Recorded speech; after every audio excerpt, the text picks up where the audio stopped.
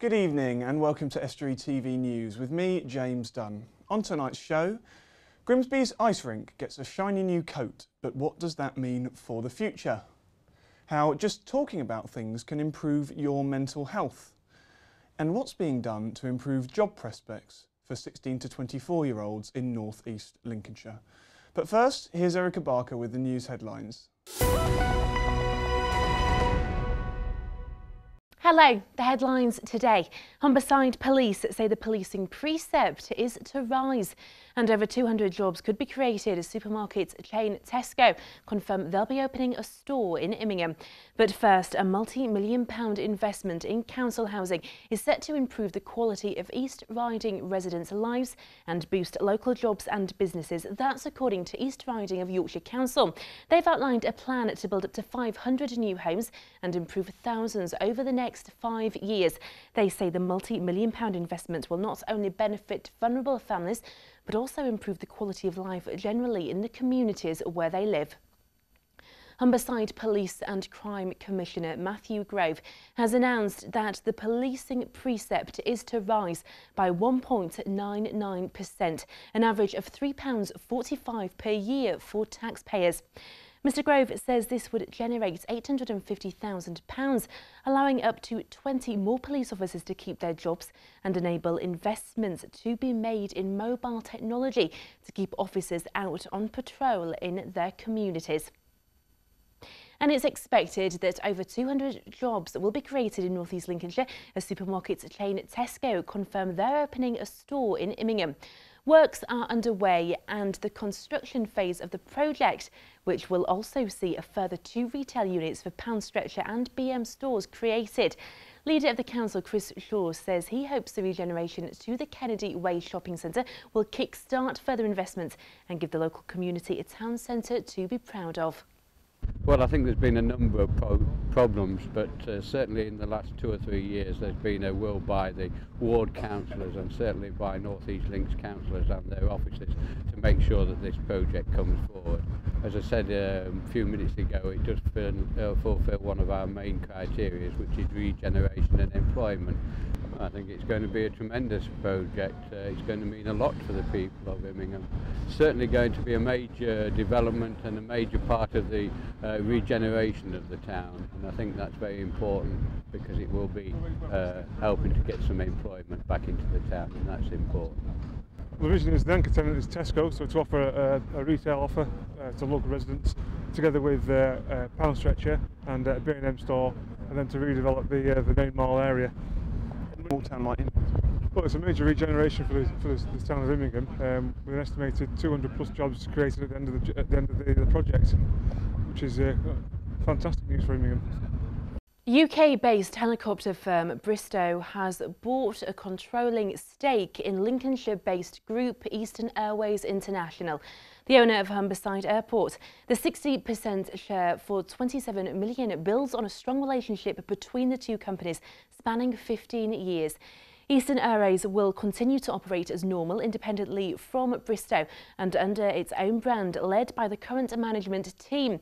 Eastern Group will retain the 82.7% stake in Humberside Airport that it acquired in August 2012 and North Lincolnshire Council will retain its 17.3% shareholding. Hull and East Yorkshire Hospitals NHS Trust has launched a smartphone app allowing patients to access live A&E waiting times. Free to download and available on both Apple and Android products. It also provides information including up-to-date news, clinic times and hospital directions. They expect the app will be popular with patients and visitors alike and say they'll continue to review its content and look for ways to improve it in the future. Hull North MP Diana Johnson says schools have a responsibility to teach children about the dangers surrounding alcohol abuse as the internet drinking game neck nomination builds pace. This craze involves filming yourself downing a drink and then posting it on the social media site Facebook. It's thought to be behind several deaths and now claiming its first victims in the UK. Residents who want the chance to save money on their energy bills have less than a week left to sign up to the Lincolnshire Energy Switch scheme. So far, it's thought more than 2,000 gas and electricity customers have put their names down. West Lindsey District Councils say they've worked with other authorities in the county to launch the campaign and are urging residents to join forces with the aim that energy suppliers will offer lower energy prices to a collective contract made up of thousands of customers. People have until Monday to register. And that's it from me. Until next time, goodbye. Earlier this week, we heard that Grimsby's ice rink could be in trouble because of the new EU law which bans some of the equipment used to make the ice. The council only have until the end of the year to find funding for a new ice rink. However, in the meantime, it's looking better than ever, thanks to a community project to give the facility a facelift. Erica Barker went to see what's new and speak to the people who donated their time and effort to help. Hundreds of people walk through these doors every month. Grimsby Leisure Centre offers a range of activities with a swimming pool and an ice rink, all under one roof. The centre has undergone a range of improvements and now budding skaters will be able to further enjoy their surroundings after a special task force helped give this rink a revamp. A 22-man team, including volunteers from Tuke's Property Services, spent 790 man-hours redecorating, painting these walls and improving the look of the changing rooms. Tuke's Property Services gives people the chance to gain valuable skills and experience in the construction sector. This ice rink refurbishment has been their biggest project to date. One of the big things with mental health is sports and exercise has a profound positive effect on your mental health. So for us, it was a win-win situation. If we could engage people in exercise and activity and their mental health improved, then it was all the more reason for us to do it. I think it's fantastic. You know, Dukes have done a really good job. I'd like to thank them. You can't actually see how bad the walls were in an horrible orangey colour. Behind us now you've got vibrant white and blue walls, and they've done a really neat job as well. But the rink could have to close by the end of the year, as under European law the gas used for the ice pad is to be prohibited. A lot of people have used the R22. It was a common gas that's been used throughout the country, but and we've desperately tried to get other gases to put into our compressors, but there's technical reasons why we can't do that unless we do a massive refurbishment of the compressors and everything else. We've stated as a council, and indeed myself, we are desperately looking to get a replacement ice rink, and we are working on different ways of actually providing an ice rink, but thus far I can't say any more than that, only that we do recognise where possible, subject to finances, we would like a replacement ice rink. A new £8.4 million state-of-the-art leisure centre, including a swimming pool and gym, is set to be built next to the current site, but the future of the ice rink seems uncertain. Erica Barker, Estuary TV. It's often said that a problem shared is a problem halved, but too many people are suffering in silence. That's according to one mental health charity that has started a special coffee morning for people with mental health problems. Tukes, based in Grimsby, says something as simple as talking really does help and can also help fight the stigma surrounding the sometimes taboo subject of mental health issues. Reporter Emma Lingard went along to find out more. Being able to sit down with friends over a cup of coffee and have a chat is good for all of us, as Jo Keane, manager of Tukes, explains. 1 in 4 of us will experience mental health problems, and a lot of people suffer in silence because they don't feel that they want to talk about what they're experiencing. They're embarrassed, and it's really important to sit down and speak to somebody, and a problem shared is a problem halved, as they say. So I would say to anybody, to sit down with somebody who you're comfortable with in an area where you're comfortable and share your problems, and it is a positive way of taking how you're feeling forward. Holly has been using the service for 6 months, and it's helped her get out of the house and boost her confidence.